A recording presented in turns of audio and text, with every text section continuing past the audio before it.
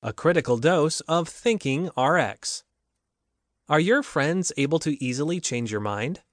Are you the kind of listener who usually doesn't have many questions? Are salespeople able to easily persuade you to buy stuff you don't need? Are you amazed at how other people are able to observe and critique elements in a movie you had not even noticed? Do you feel you could get better at negotiating? Ever find yourself getting sucked into another person's argument or story? While observing a debate between two people, do you find yourself agreeing with both sides? While discussing ideas with other people, do you ask yourself, why didn't I think of that? If you answered yes to these questions, it may not be that you're just a pushover. You may need a strong dose of critical thinking.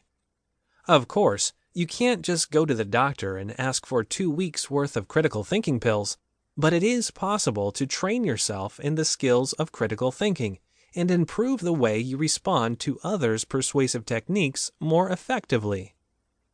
An overdose of thinking.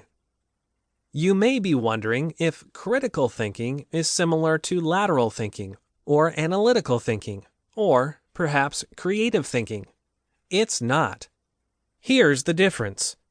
Critical thinking is the ability to apply fresh logic to a situation or decision you're wrestling with.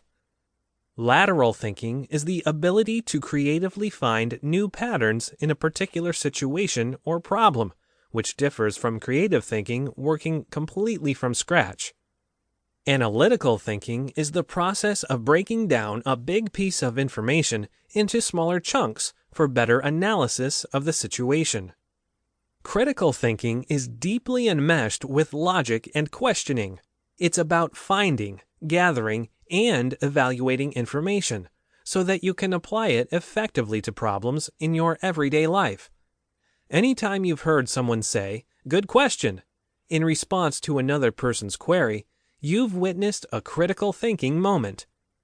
On the most basic level, critical thinking is a path to learning something new or useful in the process of collecting extra information. When you're trying to grasp a new concept and need to go further than the whys and hows, critical thinking allows you to ask the appropriate questions.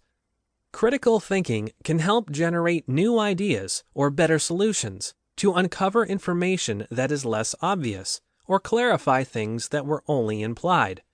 It's a way of exploring new or different perspectives and of questioning assumptions. Intended use as prescribed.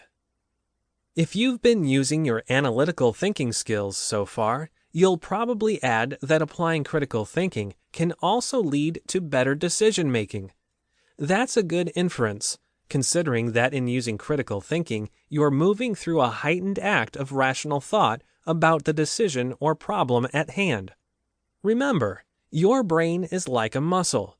You can build critical thinking skills with frequent use. As with any other muscle, your brain benefits from regular, deliberate, and determined exercise.